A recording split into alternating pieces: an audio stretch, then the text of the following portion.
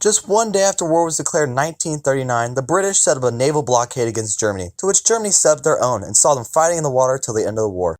Someday in February 1940, suspicious activity of British ships was spotted by the German naval Kriegsmarine in the Dogger Bank. That activity was small fishing boats that the Germans thought were carrying out some sort of covert operation, and reconnaissance flights reported some sort of submarine.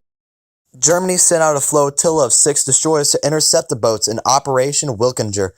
At that time, the German Air Force, the Luftwaffe, was going to execute an anti-shipping operation over the British East Coast as part of the blockade.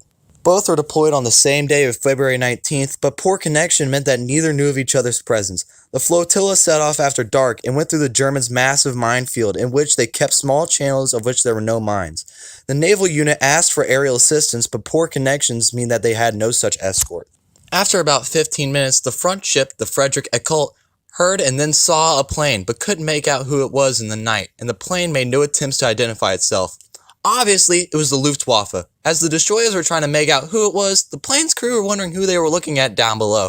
As the plane made a few rounds to figure out who it was, the destroyers started to suspect that it was a British plane that was directing other forces to the flotilla's position, as they still hadn't made any attempts to identify themselves.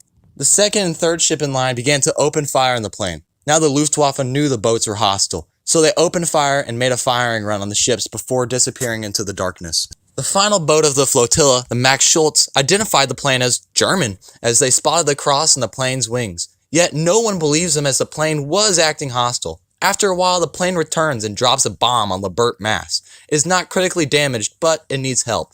All boats open fire on the plane and attempt to help, although the lead ship, Friedrich Eckholt, orders them back into formation.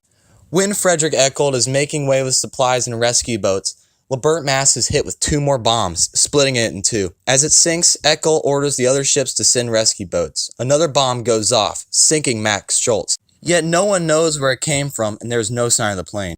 What follows afterwards is mass panic. Over the next 30 minutes, there were reported sightings of planes, submarines, and torpedoes. Attempts to save any survivors are abandoned as they scramble to fight an enemy they can't see. One ship suspects a British submarine dropping depth charges, accidentally damaging its own rotor.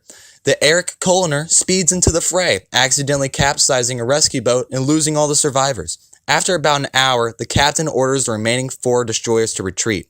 Only 60 of the 330 aboard the Lebert Mass survived, while all 308 aboard the Max Schultz have died.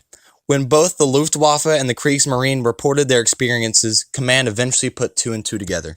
The Luftwaffe had destroyed the Lebert Mass, but after that it had returned to base, so the explosion that had sunk Max Schultz is still a mystery, but many believe that it had simply run into one of the mines of the confusion and panic.